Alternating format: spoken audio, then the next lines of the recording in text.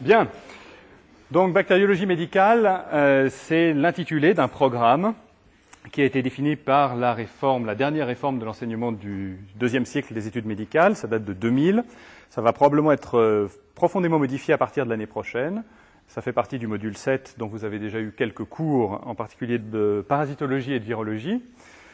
Moi, je vais me cantonner à l'étude des bactéries qui rendent malades, celles qui donnent des infections et qui donnent des infections chez l'homme. Donc, c'est un domaine relativement restreint de la bactériologie, mais j'espère vous convaincre qu'il est passionnant. On va faire 4 premiers cours qui seront un petit peu fastidieux ou généraux, selon votre degré de culture générale.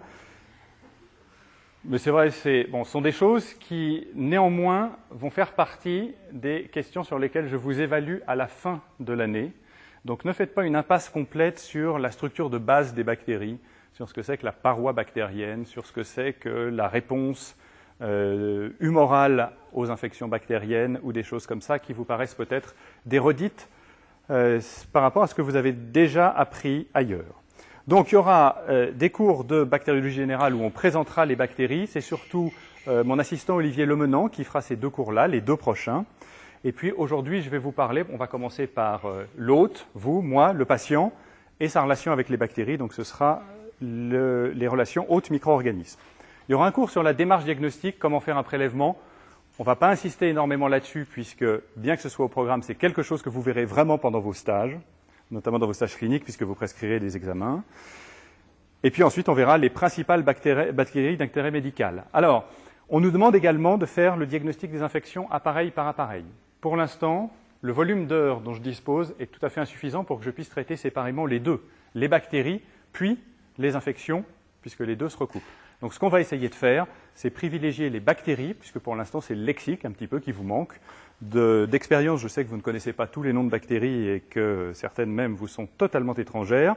Et donc, on va les voir une par une, mais naturellement, on va voir les grands syndromes cliniques qui y sont attachés. Dans un certain nombre de cas, par exemple les maladies sexuellement transmissibles, je ferai un package pour que vous sachiez ce que vous risquez. Bien, donc ça, ce sera le principe des cours. Et ça se déclinera de la façon suivante. On fera assez simplement les infections à bactéries à Gram positif, comme les staphylocoques. On continuera avec les mycobactéries et la tuberculose, un cours très très important. Les infections à bactéries à Gram négatif, puis avec des bactéries un peu plus exotiques, comme les chlamydia ou les bactéries anaérobies. Au milieu de ce cours, aux 2/3, j'espère qu'on aura fait l'essentiel des pathologies avant. Vous aurez les travaux pratiques, et les travaux pratiques sont vraiment considérés comme une espèce de super ED dans lequel vous démarrez avec un prélèvement de patient, et au bout de 4 jours, vous êtes censé pouvoir donner un résultat complet, une interprétation et fournir éventuellement un traitement antibiotique à un clinicien fictif qu'on invente pour CTP. Donc, il est pas mal d'avoir au moins assisté ou lu les cours avant de venir au TP. Vous en profiterez beaucoup plus. Et s'il n'y a pas d'évaluation en termes de notes à la fin des TP, le programme des TP est tout à fait inclus dans ce que je vous demande à l'examen final. Et donc, il y a au moins 2 questions de QCM, voire 3, qui portent sur ce que vous aurez entendu au TP. Bien, ces remarques liminaires étant faites, on va passer au sujet d'aujourd'hui, relation hôte-micro-organisme, plus exactement relation homme-micro-organisme, puisque vous n'êtes pas vétérinaire. On va voir des généralités qui vous paraîtront parfois tout à fait simples et superflues, parfois des choses un peu plus compliquées. N'hésitez pas à me faire vos remarques en cours de route. La première relation que l'homme a avec les bactéries, avec 99,999% des bactéries terrestres, c'est ce qu'on appelle l'indifférence. Lorsque vous allez à Saint-Malo, que vous vous baignez un jour par an, le 20 septembre par exemple, eh bien, si vous buvez la tasse par mégarde, vous allez ingérer, inhaler une grande quantité de bactéries. Ces bactéries sont des organites qui n'interagissent absolument pas avec l'homme.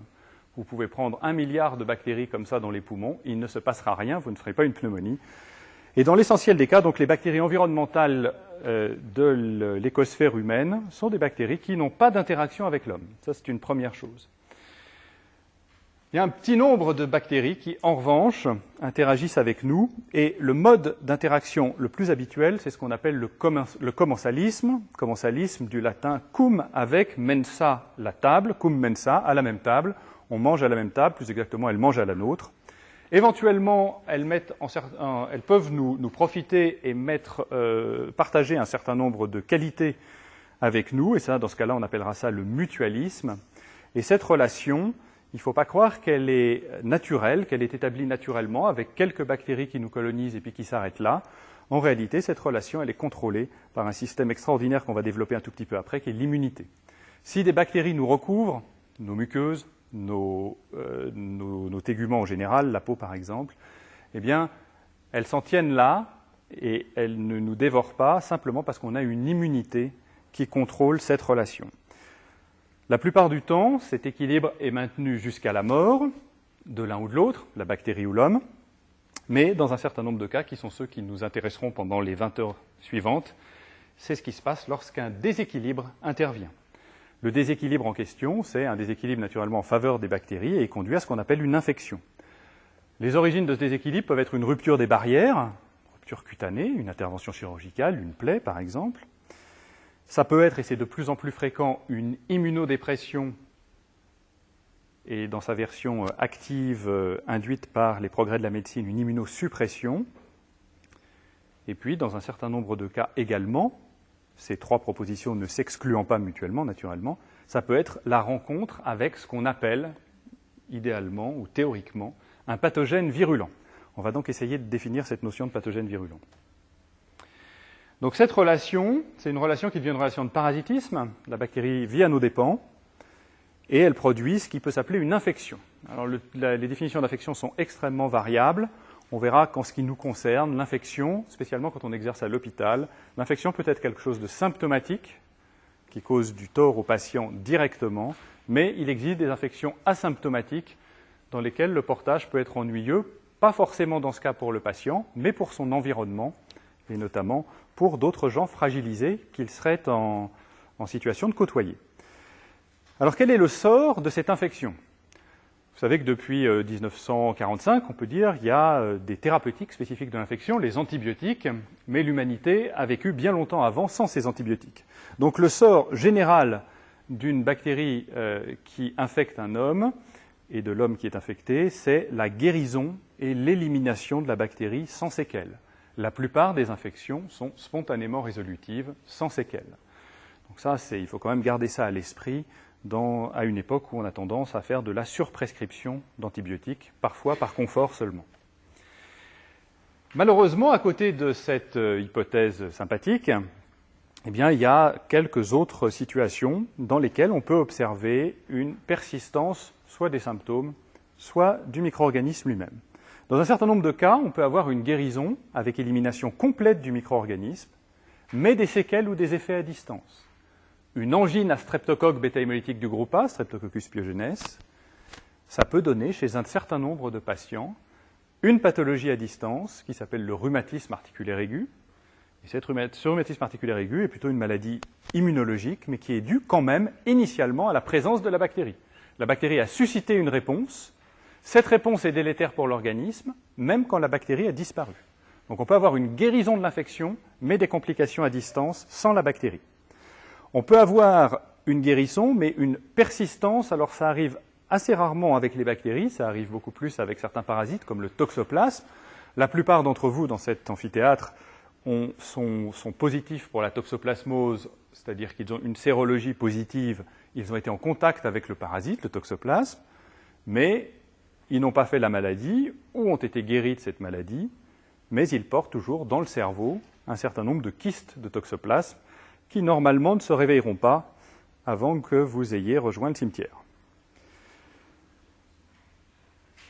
On peut avoir aussi une persistance du micro-organisme et les séquelles à distance. La maladie aiguë est passée, mais le micro-organisme persiste et on peut avoir des effets parfois très graves à distance. Ça, c'est plutôt le cas des infections virales. Vous le verrez avec Ronald Collimont, en particulier pour les virus des hépatites, avec leurs conséquences dramatiques comme les cancers du foie. Et puis le dernier stade, ça c'est l'infection suraiguë, c'est un cas rare, mais c'est un cas qu'il faut envisager, et puis c'est celui qui est le plus spectaculaire dans votre exercice médical, c'est la mort de l'hôte, plus ou moins rapide, parce que l'affection n'a pas été contrôlée. Donc ça c'est assez important, ça paraît être des notions générales, il faut quand même que vous envisagiez ces stratégies bactériennes pour bien comprendre comment se déroulent les infections et ce qu'il faut attendre, vous, du traitement et de la prise en charge de votre patient. Alors avant d'étudier la séquence des événements qui font qu'une bactérie va envahir quelqu'un et éventuellement le tuer au bout du compte, on va envisager le point de vue de l'autre, c'est-à-dire qu'on va parler un peu de l'homme et de sa réaction vis-à-vis des milliards de micro-organismes qui tentent de s'implanter chaque jour sur ses téguments. Eh bien, chaque homme possède un puissant système de défense. C'est le système le plus complexe biologique après le système nerveux central. Il a évolué avec le temps. Il est extrêmement performant, sauf malheureusement quand on intervient sur lui et qu'on diminue son efficacité artificiellement, c'est l'immunosuppression. Donc on va voir un bref survol des défenses de l'hôte en distinguant bien deux choses, les défenses non spécifiques. La plus importante, ce sont les téguments, la peau et les muqueuses, des barrières extraordinaires, notamment la peau. Et puis on verra la réaction inflammatoire non spécifique, celle qui fait que quand vous vous brûlez la main sur le gaz, vous avez une cloque rouge. Ensuite, on verra les défenses spécifiques, et là encore, il y a deux grandes catégories de défenses spécifiques. Les premières, c'est ce qu'on appelle l'immunité innée, et j'ai absolument pas le temps dans un cours comme celui d'aujourd'hui de vous traiter l'immunité innée. Donc, la proposition que je vous fais, c'est que ceux qui ont signé pour le module immunodépression greffe auront un cours spécifique sur l'immunité innée antibactérienne, et ce cours sera enregistré et disponible en podcast pour ceux qui, pour leur culture générale, voudraient avoir plus d'informations sur ces mécanismes relativement complexes, mais très intéressants. Ça ne sera naturellement pas au programme de l'examen, mais néanmoins, pour votre culture générale, je pense que c'est une chose à avoir entendue au moins une fois dans sa vie. Ce dont on va parler aujourd'hui, c'est de l'immunité acquise, en vous faisant de très brefs rappels, parce que je ne suis pas immunologiste, sur l'immunité humorale et sur l'immunité cellulaire. Ce qu'il faut bien savoir, c'est que la principale caractéristique des bactéries, vraiment la principale, ce n'est pas leur petite taille, ce n'est pas leur vitesse de division, c'est surtout leur adaptabilité. Les bactéries sont probablement les plus anciens organismes vivants, et ce seront surtout les organismes qui perdureront quand plus rien d'autre n'existera. Pourquoi ? Parce qu'elles s'adaptent extrêmement facilement avec des génomes extrêmement plastiques, et qu'à chaque mécanisme de défense élaboré par un hôte, aussi sophistiqué soit-il, les bactéries, notamment pathogènes, vont répondre par des stratégies d'échappement. Vous pouvez avoir la plus belle immunité, le plus bel antibiotique. Au bout d'un certain temps, il y aura des bactéries qui s'adapteront et qui parviendront à circonvenir ces défenses. Donc les défenses non spécifiques, je vous ai listé des choses simples. La peau, pourquoi la peau ? D'une part, physiquement, c'est une barrière extraordinaire. Aucune bactérie ne passe à travers la peau intacte. Peut-être Bacillus anthracis, éventuellement. L'agent du charbon, on aura l'occasion d'en reparler, mais ce n'est pas vraiment prouvé. Et puis, une autre preuve indirecte de l'efficacité de cette barrière qu'est la peau, c'est que les gens qui n'ont plus de peau, en particulier les grands brûlés, sont des gens qui développent des infections à une vitesse foudroyante et des infections extrêmement graves. Alors cette peau, elle est capable, parce que c'est quand même un tissu organique, plein de nutriments, elle est capable de limiter sa colonisation par les bactéries. Par les bactéries pathogènes surtout, mais aussi par les bactéries commensales. D'abord, elle est sèche, la peau est sèche par rapport aux muqueuses, ça vous le savez, et par rapport à l'intérieur de l'organisme. Elle est acide, le pH est aux alentours de 5, plutôt un peu moins. Sa température, qui est inférieure à la température optimale de croissance des organismes pathogènes, ils poussent plutôt à 37 degrés, la peau c'est plutôt 30-33 degrés. Et puis surtout, elle a cette capacité de se desquamer extrêmement rapidement, c'est-à-dire d'éliminer tout ce qui peut être superflu à la surface avec la couche superficielle de l'épiderme. Elle produit un certain nombre de substances toxiques qui vont empêcher la prolifération des bactéries. Une de ces substances importantes à connaître est le lysozyme, qui dégrade spécifiquement le peptidoglycane des bactéries. Les glandes sébacées produisent des lipides toxiques. La peau est grasse, et ces graisses, ce sont des lipides qui sont extrêmement toxiques pour la plupart des bactéries. Et puis, quelques bactéries arrivent à circonvenir ces défenses, et ces bactéries non pathogènes forment ce qu'on appelle la flore résidente. C'est essentiellement des bactéries à grammes positifs, des staphylocoques non virulents, des corinébactéries, et ça va faire ce qu'on appelle un effet de barrière, c'est-à-dire qu'elles vont empêcher d'autres bactéries concurrentes, potentiellement pathogènes, de s'implanter. Depuis une dizaine d'années, on a mis en évidence la présence de tissus lymphoïdes spécifiques, c'est-à-dire de tissus immunitaires associés à la peau, qu'on appelle le SALT, pour Skin Associated Lymphoid Tissue. Et ce tissu, enfin cet ensemble de cellules, ce sont les lymphocytes et également les kératinocytes, dont on sait que ce sont des cellules qui ont un grand rôle dans la phagocytose, la présentation des antigènes et la production de cytokines pour recruter éventuellement des cellules plus compétentes qu'elles. Donc il y a un vrai tissu lymphoïde associé à la peau, comme il y en a au niveau des muqueuses. Alors j'ai listé ici 4 types de défense non spécifiques qui sont importants aussi. Les micro-organismes, les bactéries en particulier, ont absolument besoin de fer pour pousser. Vous direz, le fer, ce n'est pas ce qui manque sur Terre. Si le fer libre, c'est ce qui manque sur Terre et c'est ce qui manque en particulier dans les organismes vivants supérieurs. La quantité de fer ionisé tissulaire disponible pour les bactéries est extrêmement faible et les bactéries ont besoin de beaucoup plus. Donc seules les bactéries qui vont être capables d'aller chercher le fer sur les protéines qui chez nous chélatent le fer, comme la ferritine, la transférine, la lactoferrine, seules les bactéries qui sont capables d'aller chercher le fer de façon active vont pouvoir survivre, notamment à l'intérieur du corps. Donc ça, c'est un élément important. Défense non spécifique, les mouvements physiologiques comme le péristaltisme digestif, la toux, l'éternuement, le flux urinaire, très important, qui fait qu'on a un arbre urinaire qui est en communication avec l'extérieur, mais qui reste stérile la plupart du temps.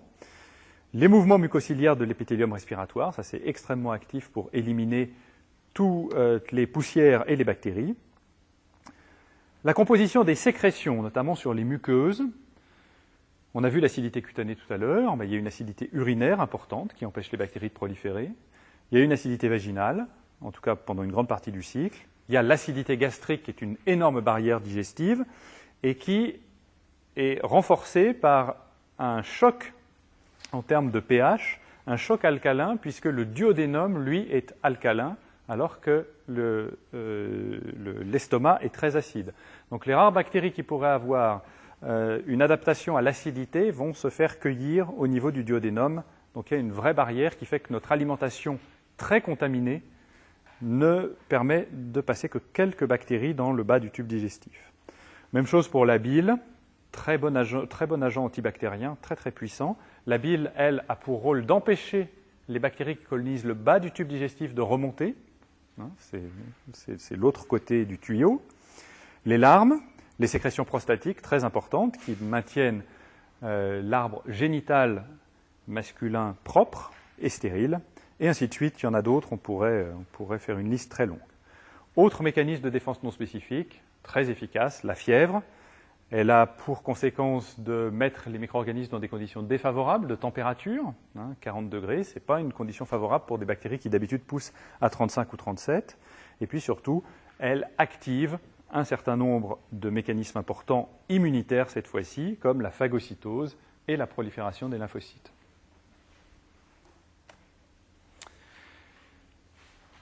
Alors, la réaction inflammatoire non spécifique, on est en dehors du cadre de l'immunité ici, innée ou acquise, c'est vraiment la réaction qui est une réaction au traumatisme, aux brûlures, aux coupures, mais aussi à la présence de micro-organismes. C'est la libération, dès qu'il y a un traumatisme, dès qu'il y a une lésion tissulaire, la libération de facteurs qu'on appelle chimiotactiques, parce qu'ils vont attirer des cellules qui, elles, appartiennent en général au système immunitaire. Et ce mécanisme, c'est un mécanisme non spécifique qui se traduit toujours par une vasodilatation. Quand on vous donne une claque, vous avez la joue rouge. C'est exactement ce mécanisme-là. Et cette vasodilatation va permettre l'extravasation de protéines de l'inflammation, une stase sanguine sur le foyer traumatisé. Et cette stase sanguine va entraîner une modification de l'endothélium vasculaire, d'habitude très étanche, et qui d'un seul coup va devenir non seulement perméable, mais en plus adhérent. Cet endothélium vasculaire qui d'habitude est très lisse va devenir rugueux, un peu comme un velcro, et va freiner les cellules immunitaires qui peuvent arriver par là, les ralentir sur le foyer et leur permettre ensuite de passer vers les tissus. Donc l'endothélium vasculaire qui devient adhérent et franchissable par les phagocytes. Et puis, dans un second temps, on aura donc un afflux de phagocytes qui vont se concentrer sur le foyer traumatique ou infectieux, dans le cas qui nous intéresse, infectieux, et ils vont prendre en charge immédiatement et de façon non spécifique, que vous ayez ou que vous n'ayez pas connu la bactérie avant, ça va être toujours ce mécanisme-là qui commence et qui permet de contrôler au début l'infection. Je ne vais pas m'étendre sur le complément, c'est un élément très important humoral de la réaction inflammatoire non spécifique. C'est une cascade protéique, ça vous le savez sans doute. Un certain nombre des composants de cette cascade peuvent constituer ce qu'on appelle un complexe d'attaque de la membrane bactérienne et entraîner une lyse directement des micro-organismes présents. Donc c'est vraiment une substance toxique pour les bactéries. Mais son rôle essentiel, c'est quand même l'opsonisation. L'opsonisation, c'est les fractions du complément qui vont recouvrir un élément étranger, une bactérie par exemple, et comme l'étiqueter pour que les phagocytes la reconnaissent et la phagocytent de façon très très active. Donc l'opsonisation, c'est la couverture dans un objectif qui est de favoriser la phagocytose. Et puis il y a un certain nombre de produits secondaires libérés lors de l'activation du complément, et ces produits sont chimiotactiques, en particulier le composé C5A, et sa libération, même à toute petite quantité, va recruter des cellules de l'inflammation sur le foyer pour entretenir la réponse à l'inflammation. L'élément essentiel en ce qui concerne les bactéries, c'est la phagocytose. Et la phagocytose, c'est un mécanisme qui n'est pas tout à fait simple, avec une adhésion d'abord des bactéries aux cellules phagocytaires, une internalisation, et dans le cas idéal, une dégradation du micro-organisme. Ce qui est le plus puissant pour dégrader des micro-organismes, c'est naturellement les polynucléaires. Il n'y a quasiment aucune bactérie qui résiste aux polynucléaires, mais il y a d'autres cellules phagocytaires, notamment les macrophages, qui peuvent détruire les bactéries, ou en tout cas les abîmer. La phagocytose, elle n'a pas seulement pour but de détruire les micro-organismes, elle a un rôle bien plus important, c'est de stocker l'information de l'infection. C'est-à-dire qu'à chaque fois qu'une cellule immunitaire va détruire, une cellule phagocytaire notamment, va détruire une bactérie, elle la détruit à l'intérieur et les morceaux de bactéries vont être exprimés à la surface de la cellule en question. Et cette cellule va aller la présenter aux effecteurs de la réponse immune acquise, cette fois-ci. Donc l'élément essentiel à retenir, ce n'est pas tellement la destruction des micro-organismes, c'est leur processing et la présentation des antigènes pour que l'organisme ait une mémoire de l'infection et puisse y répondre de façon efficace et spécifique la fois suivante. On va dire quelques mots sur les défenses acquises. C'est juste pour vous remettre quelques idées en tête. Il existe une immunité à médiation chimique, humorale, comme on dit, c'est la réponse anticorps. Et puis il y a une immunité à médiation cellulaire, dont les effecteurs, ça vous ne le savez pas toujours, ne sont pas seulement les macrophages activés, mais aussi et surtout les lymphocytes T cytotoxiques. À quoi sert l'immunité humorale ?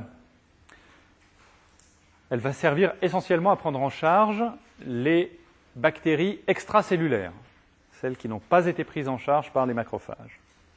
Donc cette immunité humorale, c'est des protéines qui vont apparaître séquentiellement autour de l'infection. Si c'est une primo-infection, c'est-à-dire une première rencontre, alors ce sont les IgM et les IgA qui vont intervenir dans les 8 à 10 premiers jours, et seulement ensuite on aura une réponse beaucoup plus orientée et clonale à base d'IgG, sécrétée en plus grande quantité, mais qui nécessite un processus de maturation. En revanche, à la réinfection, une fois que l'organisme aura mémorisé la première infection, alors on aura une réponse très rapide, uniquement avec des immunoglobulines de type G. Le mode d'action des anticorps, il est relativement simple. Les IgG, donc l'action, elle peut se faire au niveau tissulaire, elle peut se faire au niveau sanguin, et pour les IgA, elle se fait même en plus au niveau des muqueuses. Donc ça agit à peu près partout où il y a des bactéries. Et deux types d'actions menées par ces anticorps, quand ils se fixent à une bactérie, eh bien, la première chose qu'ils font, c'est qu'ils l'opsonisent, un peu comme le complément tout à l'heure, c'est-à-dire qu'ils la recouvrent. C'est comme des étiquettes collées à la surface de la bactérie qui disent au polynucléaire « Venez, venez, il y a à manger ». Donc ça facilite la phagocytose de façon spectaculaire. Les gens qui ont des déficits en immunoglobulines sont très handicapés. Il y a également un rôle de neutralisation directe de certains facteurs de pathogénicité. En fin de cours tout à l'heure, on évoquera un mot qui est celui de toxines. Certaines bactéries produisent des toxines, des substances chimiques, souvent très délétères. Eh bien, il y a des anticorps qui peuvent les neutraliser directement. Si on est capable de faire en sorte qu'un patient produise ces anticorps, par exemple par une vaccinothérapie, eh bien, on va pouvoir le protéger contre les effets de ces toxines bactériennes.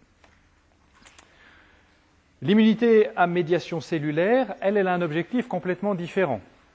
Les cellules, les lymphocytes T cytotoxiques, CD8, vont être actifs contre les bactéries qui sont déjà dans des cellules. Vous verrez qu'il y a un certain nombre d'infections graves qui sont dues à des bactéries qui arrivent à survivre dans les macrophages en particulier. Naturellement, quand une bactérie est présente dans une cellule, elle n'est plus accessible à l'immunité humorale. Les anticorps n'y arrivent pas. Donc là, il y a un système de destruction des cellules infectées et il est particulièrement important pour la réponse aux mycobactéries, comme le bacille tuberculeux, ou à des agents infectieux comme les listeria ou les légionnelles.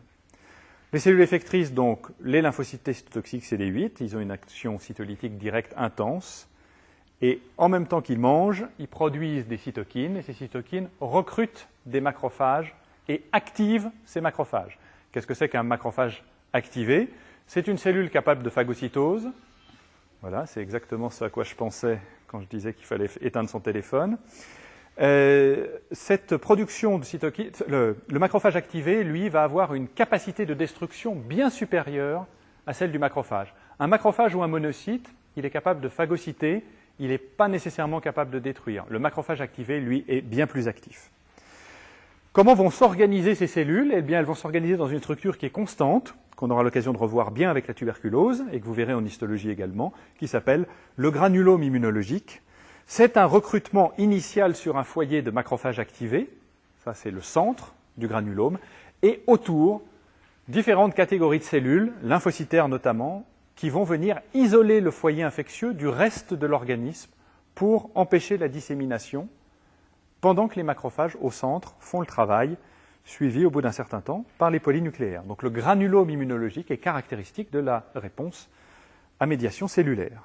Et puis il y a un effet de mémoire, un peu comme il y avait avec les anticorps, et cet effet de mémoire, c'est la réponse cellulaire rapide et intense lors d'une réinfection, et ça c'est ce qu'on appelle l'hypersensibilité retardée. Là encore, c'est surtout dans le cours sur la tuberculose qu'on aura le temps de s'étendre là-dessus. On a vu l'hôte très rapidement. On va voir maintenant de façon un tout petit peu plus détaillée les micro-organismes eux-mêmes. Alors on serait dans un monde idéal s'il y avait des micro-organismes virulents qui donnent à coup sûr des infections, et puis des micro-organismes qui sont commensaux et qui ne donnent jamais d'infection. C'est un peu l'hypothèse qu'avait émis Koch à la fin du XIXe siècle, en disant qu'il avait sans doute édicté des règles qui permettent de définir si une bactérie est oui ou non virulente, c'est-à-dire susceptible de donner quasiment systématiquement des infections, ou si au contraire elle est inoffensive.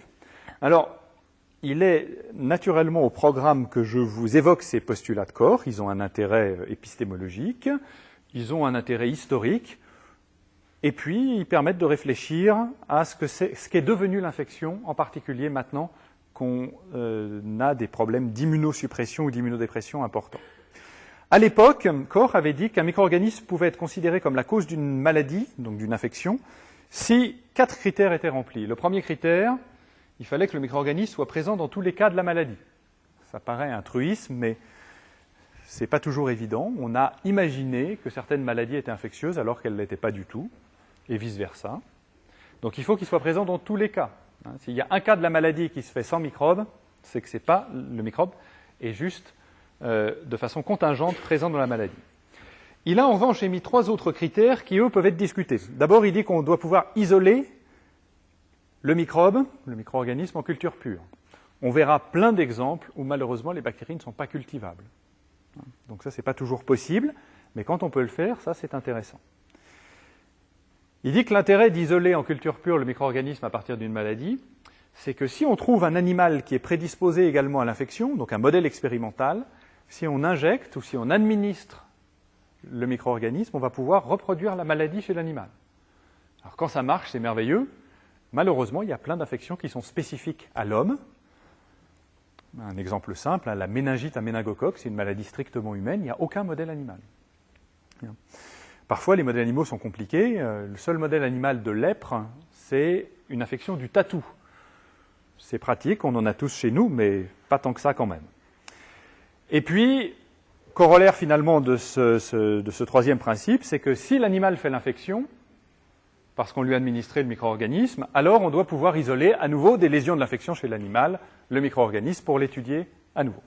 Donc vous voyez qu'il y a quand même, sur les 4 critères de Cork, il y en a 3 qui ne sont pas toujours remplis. Néanmoins, idéalement, c'est comme ça qu'on peut définir un agent pathogène. Alors effectivement, cette notion de pathogénicité ou de virulence, elle est relative. On a essayé de la modéliser en suivant le principe de Cork avec des modèles expérimentaux, on aura l'occasion d'y revenir. Et puis surtout, depuis une trentaine d'années, on a essayé de déterminer ce qui, dans le patrimoine génétique des bactéries, conduisait certaines à être plus virulentes que d'autres. Et je vous parlerai essentiellement, quand on décortiquera les facteurs de virulence, au décours de notre découverte de chaque maladie, et de chaque bactérie pathogène, je vous dirai, voilà, il y a tel gène qui encode tel facteur de virulence. Donc on a maintenant une approche moléculaire de la virulence qui est un peu plus sophistiquée. Néanmoins, persiste toujours cette ambiguïté entre infection symptomatique et asymptomatique. Vous pouvez faire une maladie, quand vous faites un rhume, quand vous faites une angine, vous pouvez faire une angine, vous pouvez embrasser de façon intense votre partenaire, il ne fera pas nécessairement la maladie, ou il la fera peut-être, mais avec une intensité bien moindre ou bien supérieure. Donc il y a quand même une notion d'hôte extrêmement importante. La virulence n'est naturellement pas qu'une notion bactérienne. Alors ça nous amène à définir un certain nombre, on a essayé, les microbiologistes en tout cas ont essayé de définir des pathogènes plus pathogènes que les autres et puis des bactéries moins pathogènes que les autres. Alors dans certains cas, comme l'agent de la peste, Yersinia pestis, ou comme dans l'agent de la tuberculose, on considère que si un patient porte la bactérie, alors il est malade, et gravement malade. On verra que ce n'est pas toujours vrai, mais pour cela, on peut se dire quand même que ce sont grosso modo des pathogènes obligatoires. Bon, néanmoins, il y a eu des pestes en Europe, et notamment la peste noire qui a quand même duré plusieurs siècles. Si vraiment Yersinia pestis était un agent qui tue tous les hommes, il n'y aurait plus d'hommes à la surface de la Terre. Il y a des gens qui ont survécu, il y a des gens qui ont résisté à la peste. Alors, à côté de ça, il y a des bactéries qui sont des bactéries qui, dans certains cas, sont commensales. Le staphylocoque doré, le méningocoque sont des bactéries que vous portez. Méningocoque, 10% de portage dans la population. On est une petite... on est 80. Il y a 8 personnes ici qui ont du méningocoque dans la gorge. Elles ne sont pas malades, elles ne font pas de méningite. Et pourtant, le méningocoque, c'est un pathogène majeur. Le staphylocoque doré, c'est 30 à 40% de portage, au niveau des narines notamment. Donc ici, il y a la moitié de l'amphi qui est porteur de staphylocoque doré, sans en être malade. Donc bien que ce soit un agent redoutable en situation infectieuse, ça n'est pas toujours un agent pathogène.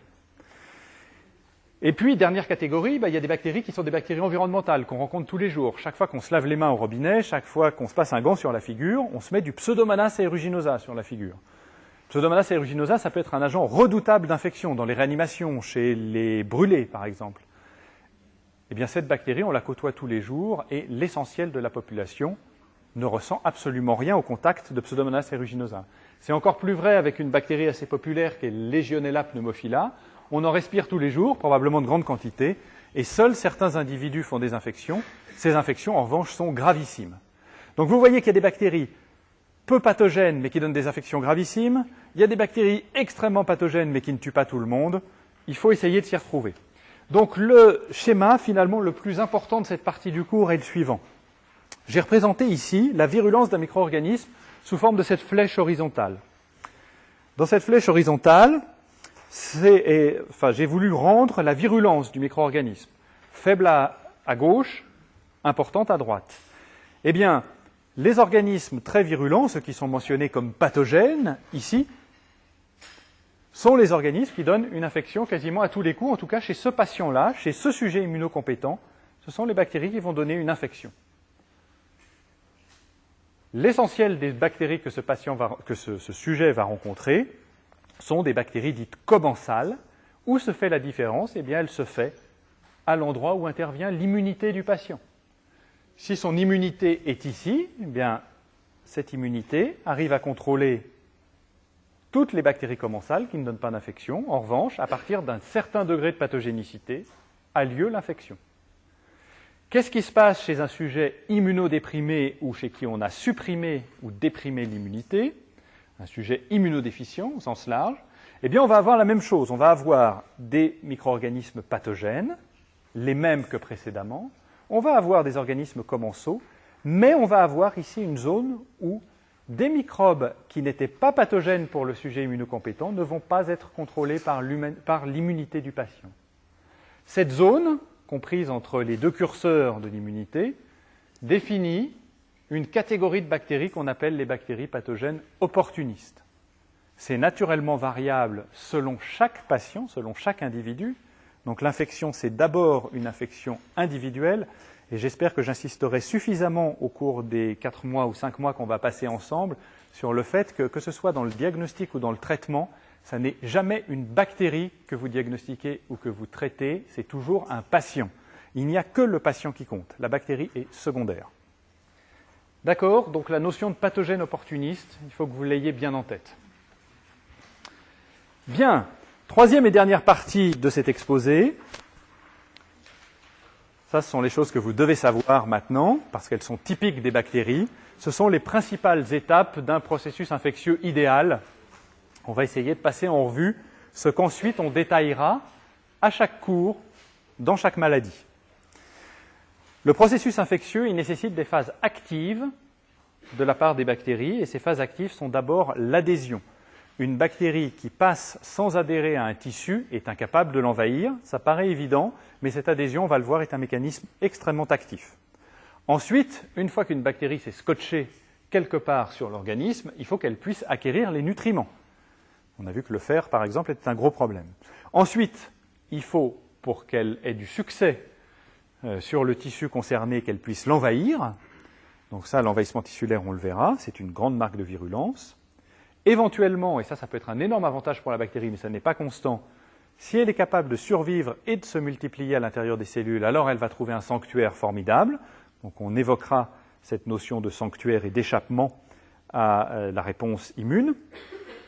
Et puis on verra de façon plus générale comment font les bactéries extracellulaires comme intracellulaires pour échapper à la réponse de l'autre, puisqu'une infection, c'est avant tout ça, c'est une colonisation qui a eu du succès, suivie d'une résistance à la réponse immunitaire, dont je vous rappelle qu'elle est un mécanisme extrêmement sophistiqué. Donc on va passer en revue ces 5 catégories, ces 5 étapes. Ces 5 étapes, c'est d'abord l'adhésion. Elle est absolument obligatoire dans tous les processus infectieux. Je vous ai quand même mis une exception notable, ce sont les intoxications. Vous savez que par exemple, vous pouvez consommer des aliments dans lesquels sont présentes des toxines qui ont été produites par des bactéries, mais les bactéries ne sont plus là, elles sont mortes. Vous allez dans un établissement de restauration rapide, vous prenez un chicken nugget par exemple. La viande n'est pas toujours de première qualité, parfois elle l'est, mais bon, on l'a mis dans un beignet, et puis le beignet, on l'a fait frire. Malheureusement, entre le temps où le beignet a été confectionné et le temps où on l'a mis dans la friture, il y a éventuellement un staphylocoque qui a pu se développer sur la viande et à l'intérieur du beignet. Il a produit des toxines. Lors du passage dans le bain d'huile bouillante, la bactérie, plus rien, elle est morte. En revanche, la toxine, qui elle est thermostable, va être ingérée lors du repas et va donner un syndrome digestif que vous avez peut-être déjà expérimenté.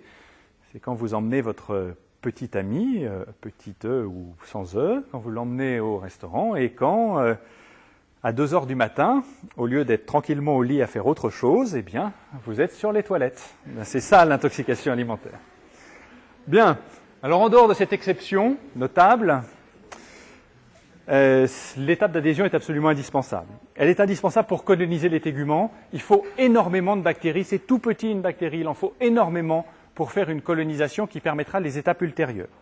Et cette adhésion, ce n'est pas quelque chose de naturel, ce n'est pas des liaisons de Van der Waals, ce n'est pas une bactérie qui trouve un petit creux pour se nicher. Non, l'adhésion, c'est un déterminant bactérien qu'on appelle une adhésine et un récepteur spécifique sur le tissu et une interaction forte. Donc on va en quelques mots parler de ces adhésines. Et ces adhésines sont très différentes selon qu'on a affaire à des bactéries dites à gram négatif et des bactéries dites à gram positif. Olivier Lemenant vous fera un cours la semaine prochaine dans lequel vous verrez la différence fondamentale qui existe entre ces deux types de bactéries. Sachez néanmoins que chez les bactéries à gram négatif, il existe un certain nombre de composants qu'on voit ici à la surface, sont ces petits poils, en latin pilus pili au pluriel, qu'on appelle aussi des fimbriae. Ce sont des espèces de petits poils rigides qui couvrent la surface des bactéries. Et à la surface de ces poils, à l'extrémité de ces poils, il y a de petits récepteurs, il y a de petites substances qu'on appelle les adhésines et qui vont permettre aux bactéries, à certaines en tout cas, de se fixer sur les cellules humaines. Ces extrémités, ces adhésines, aux extrémités de ces pili, elles vont reconnaître des sucres qui sont présentes à la surface de protéines ou de lipides tissulaires, et il va y avoir une liaison extrêmement étroite et extrêmement solide qui va permettre à la bactérie de s'arrêter et de se développer. Chez les bactéries à gram-positif, il n'y a pas de pili, mais les bactéries sont capables de s'entourer de composants qui sont présents dans le milieu. Certaines fractions du complément, certains composés comme la fibronectine, le collagène, et puis le plus spectaculaire, c'est la fibrine. Une bactérie comme un staphylocoque doré qui est présente dans le sang, elle se fait un véritable manteau de fibrine. Alors d'une part, ça a un intérêt énorme, c'est que la bactérie couverte de fibrine, elle n'est pas reconnue comme une bactérie par l'organisme, c'est un super camouflage. Et en plus, cette fibrine, ensuite, va pouvoir s'attacher aux cellules hôtes par des récepteurs qui, là encore, sont des récepteurs spécifiques. Ce sont des protéines transmembranaires qui couvrent la plupart des cellules humaines et qu'on appelle les intégrines. Donc une adhésine, un récepteur, et ce récepteur, ça peut être une intégrine. Notion vraiment importante. Les vraies bactéries adhérentes pathogènes, celles qui vont nous ennuyer, par exemple les Escherichia coli qui donnent des infections urinaires à répétition, eh bien elles ne possèdent pas une adhésine d'un seul type. Elles possèdent en général dans leur génome des gènes qui sont capables de faire un répertoire d'adhésines. Alors elles en utilisent une, et en général, au bout de quelques jours, l'hôte, l'homme infecté, va faire des anticorps qui vont bloquer cette adhésine. Mais là, la bactérie, sentant ça, elle va exprimer de nouveaux gènes qui vont exprimer une adhésine légèrement différente, qui ne sera plus reconnue par les anticorps et qui permettra de faire perdurer l'adhésion et la colonisation. Donc répertoire d'adhésine, ça c'est très important. Les bactéries ont toujours beaucoup de choix pour survivre. Deuxième étape, l'acquisition des nutriments. La bactérie est installée, elle a adhéré. Maintenant, il faut qu'elle se nourrisse. Et j'ai pris l'exemple du fer pour vous donner une idée des stratégies que peuvent utiliser les bactéries pour capter un élément aussi simple qu'un ion ferreux. Certaines ont des récepteurs spécifiques aux protéines qui contiennent le fer, dans le sang en particulier ou dans les séreuses. Donc là, ces bactéries-là, elles captent la lactoferrine ou la transférine et elles la décortiquent pour aller chercher le fer. C'est ce qu'est capable de faire, par exemple, Helicobacter pylori pour réussir à survivre dans un milieu très hostile qui est l'estomac. C'est le cas d'Haemophilus influenzae aussi, on le verra. D'autres bactéries sont plus adaptées à utiliser le fer là où il est de façon très caractéristique concentrée, c'est-à-dire dans l'hème, dans la partie non protéique de l'hémoglobine. Et Vibrio cholerae, par exemple, a un récepteur spécifique à l'hème. Et il est capable d'aller extraire le fer de l'hème à ce moment-là. Pour certaines bactéries, comme des souches pathogènes d'Escherichia coli, on a un système complexe. La bactérie est à la fois capable d'envoyer une espèce de petit drone qui est un sidérophore. Elle envoie une molécule à l'extérieur qui va aller capter le fer, s'il est présent. Et elle va également synthétiser un récepteur pour récupérer le sidérophore. Donc un système complexe, génétique, qui permet à la fois d'envoyer chercher le fer et ensuite de récupérer le complexe sidérophore fer. Ça, c'est l'aérobactine, par exemple, chez Escherichia coli. Et puis, de façon beaucoup plus brutale et plus générale, beaucoup de bactéries sont capables d'exploser des cellules. Autant il n'y a pas de fer libre dans l'organisme, autant dans le cytoplasme des cellules eucaryotes, il y a beaucoup de fer. Dans les globules rouges, naturellement, mais également dans d'autres cellules. Et là, il y a plein de bactéries, et on en verra plusieurs exemples. Par exemple, Corynebacterium diphtheriae, l'agent de la diphtérie, ce sont des bactéries qui explosent des cellules pour aller leur piquer leur fer. Et là, elles le récupèrent très facilement et elles s'en nourrissent. Voilà quelques exemples de stratégies. Ce n'est pas des choses qui sont fondamentales à savoir, c'est pour vous montrer la diversité des types d'adaptation bactérienne aux problèmes auxquels elles sont confrontées. Troisième étape, maintenant, la bactérie a de quoi se nourrir. Elle a adhéré. Peut-elle envahir les tissus? Eh bien, elle peut le faire uniquement si elle possède des enzymes capables de dégrader initialement ces tissus. Et ça, peu de bactéries sont équipées pour ça. Et je vous rappelle qu'en plus de cet équipement pour dégrader, il faut qu'il y ait en amont tout le reste. Il faut qu'il y ait les adhésines, il faut qu'il y ait le système de captation du fer et d'autres nutriments, et puis il faut en plus les protéases qui dégradent le tissu conjonctif. Donc c'est quand même un équipement lourd et ce sont des bactéries très spécialisées. Il y a plein de bactéries environnementales qui possèdent des protéases mais qui sont incapables de détruire un tissu parce qu'elles ne sont pas capables d'y adhérer en premier lieu. Alors en revanche, quand une bactérie déjà adhérente est capable de se nourrir, possède ces protéases, alors elle va détruire le tissu et favoriser sa propagation et donc sa colonisation du milieu. Et ça, c'est une infection à succès. Quelques exemples, je vous ai cité les hyaluronidases, des staphylocoques dorés, les élastases de Pseudomonas aeruginosa. Il y a une petite coquille, c'est aeruginosa, il y a un S en trop. Et puis les collagénases de Clostridium perfringens, un agent particulier, une bactérie très très invasive, puisqu'elle est capable de faire une gangrène très particulière qu'on appelle la gangrène gazeuse. On aura l'occasion d'y revenir au mois de mars à peu près.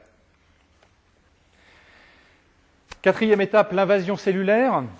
L'invasion cellulaire, on a vu que ce n'était pas une étape obligatoire, mais il faut absolument que je vous en parle parce qu'elle est au cœur du processus pathogène de grandes bactéries infectieuses comme les mycobactéries, listeria, les salmonelles. Quel est l'intérêt pour une bactérie de réussir à envahir une cellule sans la tuer? Eh bien, c'est essentiellement de trouver un sanctuaire à l'abri de la réponse humorale. La réponse humorale, les anticorps, c'est super efficace. Vraiment, ça recouvre immédiatement les bactéries. Et les bactéries qui sont étiquetées avec une réponse humorale, elles sont immédiatement attaquées par les polynucléaires. Et on a vu que rien n'échappait aux polynucléaires ou presque.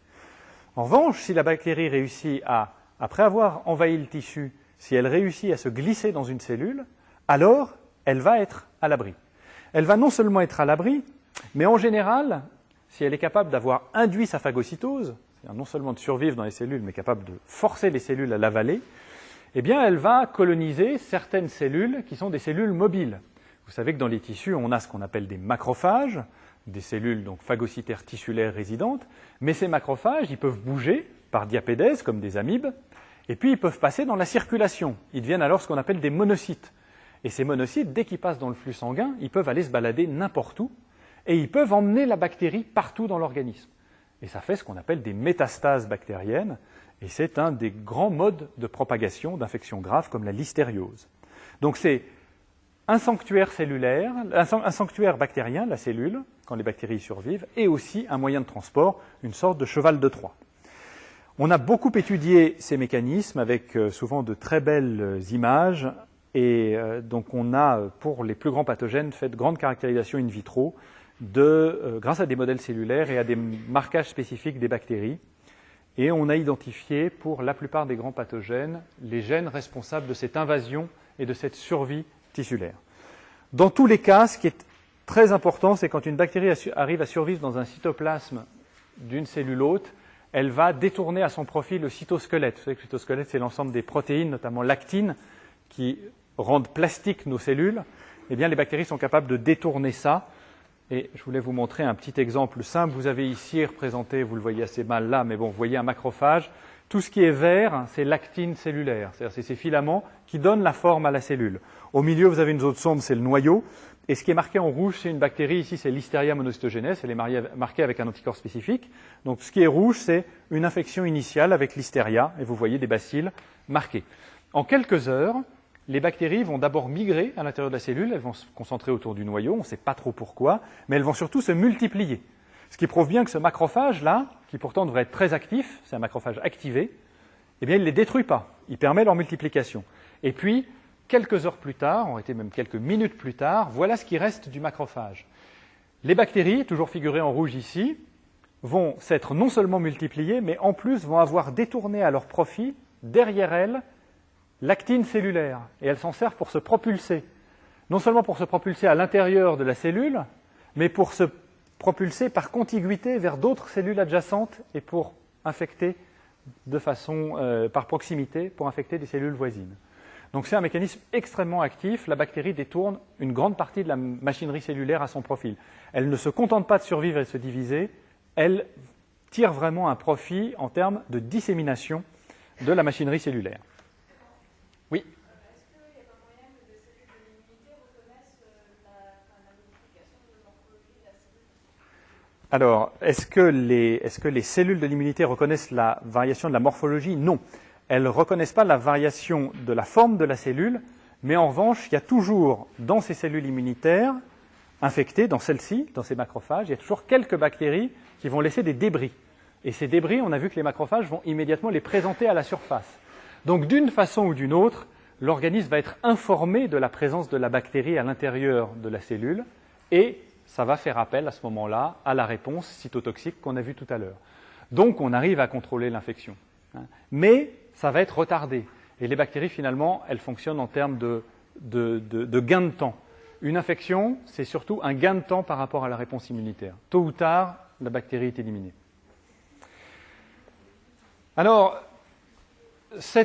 on a vu une stratégie facultative extraordinaire d'échappement à la réponse de l'hôte, mais il y a d'autres bactéries. Il y a des bactéries extracellulaires, par exemple les staphylocoques, les pneumocoques, qui sont des bactéries qui ne sont pas majoritairement intracellulaires. Elles vivent à l'extérieur et pourtant elles résistent très bien à la réponse de l'hôte. Cette résistance, elle peut être programmée par différents déterminants. Il y a un déterminant facultatif qui est présent à la surface de bactéries très pathogènes, comme les méningocoques et les pneumocoques, c'est la capsule. Une bactérie, c'est petit, mais elle peut s'entourer d'une espèce de coque à l'extérieur. C'est essentiellement de l'eau, cette coque, de l'eau et des sucres, mais cette coquille va masquer tous ces antigènes de surface.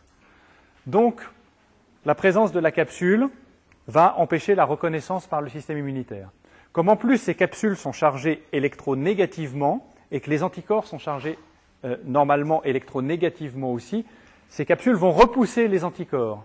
Elles empêchent l'opsonisation, elles repoussent les anticorps. Elles sont très efficaces pour permettre à la bactérie de gagner du temps dans la colonisation, et c'est pour ça que le pneumocoque ou le méningocoque arrive à coloniser, en particulier le liquide céphalorachidien.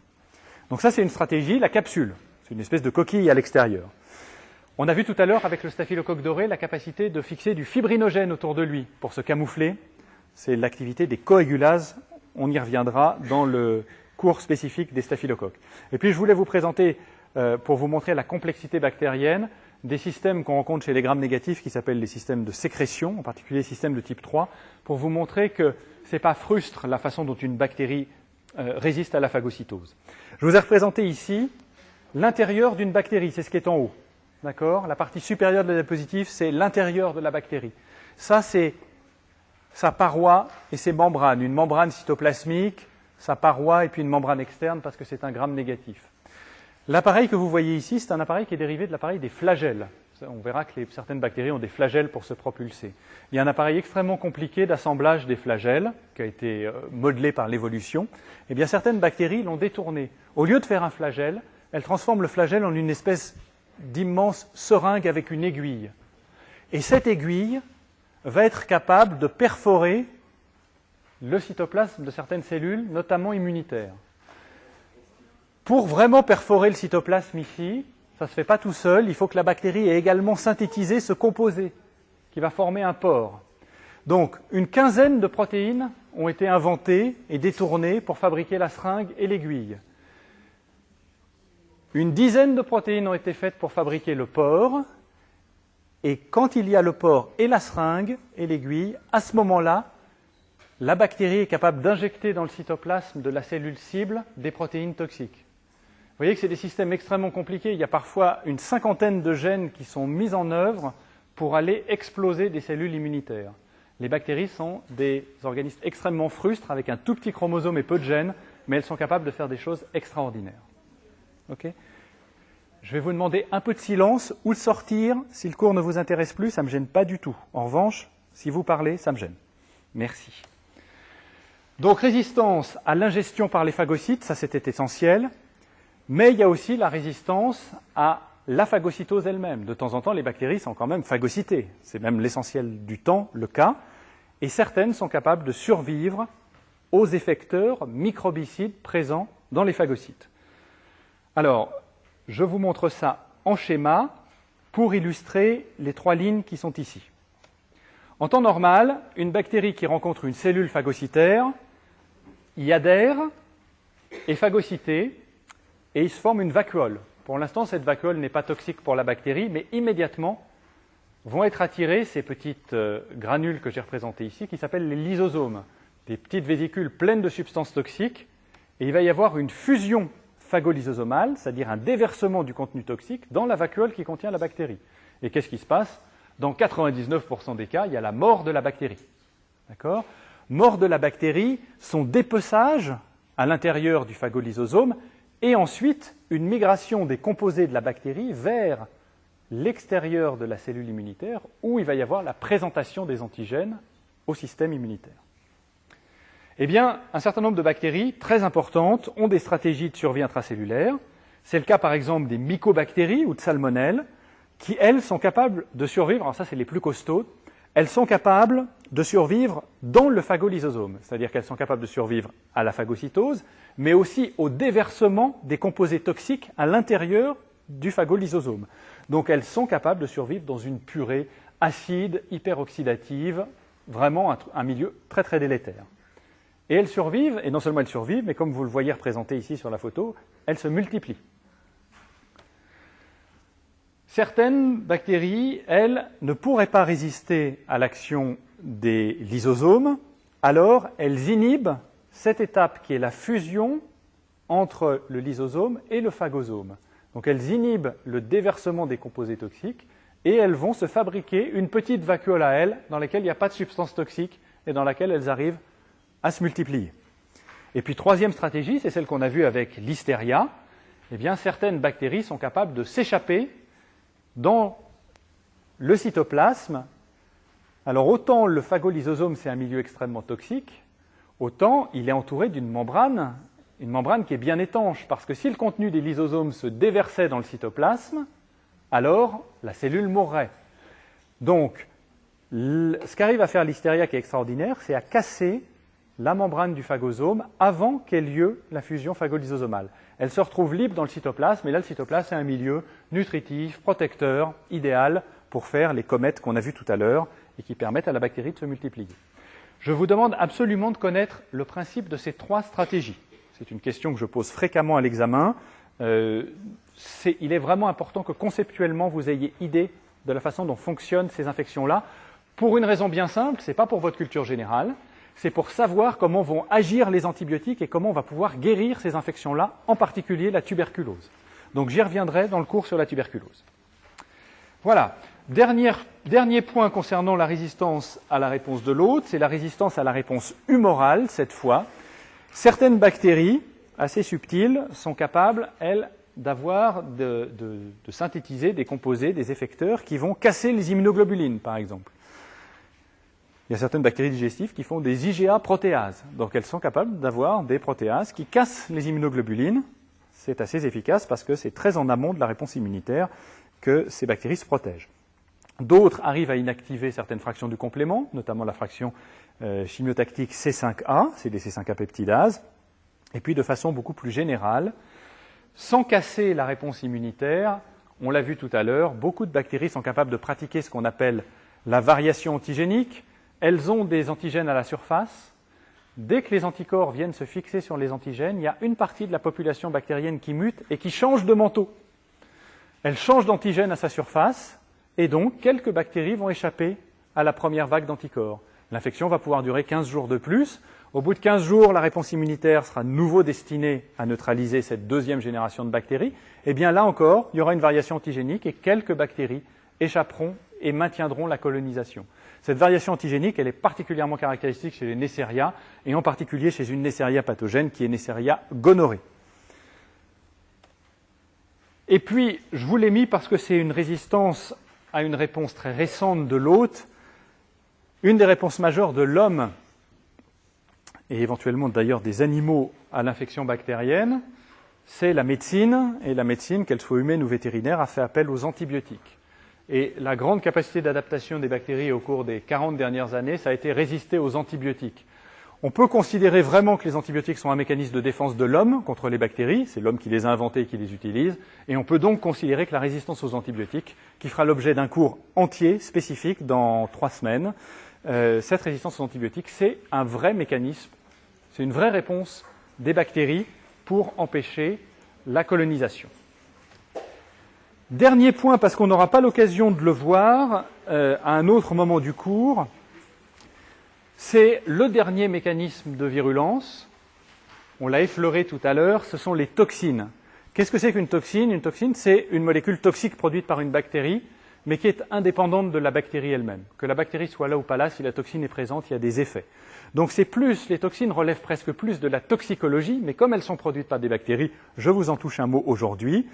Ce sont donc des molécules toxiques et diffusibles, c'est-à-dire qu'elles ne restent pas collées aux bactéries. Elles exercent très souvent leur effet à distance du foyer initial. On verra ça avec la diphtérie, qui est une grande maladie générale, alors que c'est une toute petite infection de la gorge. Pas toute petite, mais c'est une infection de la gorge.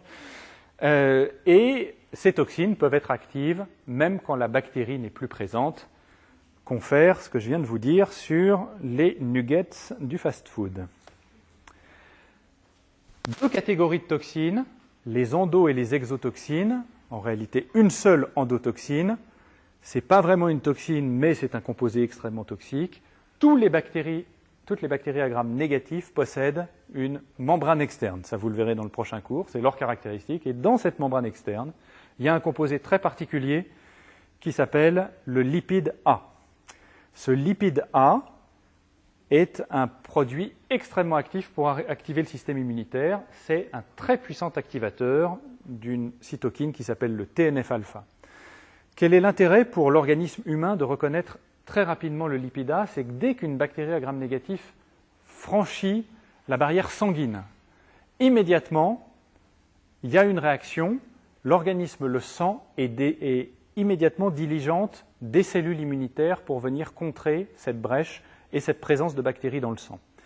Malheureusement, donc à petite dose, c'est vraiment un stimulant majeur des défenses immunitaires. C'est un signal d'alarme que l'organisme reconnaît très très bien.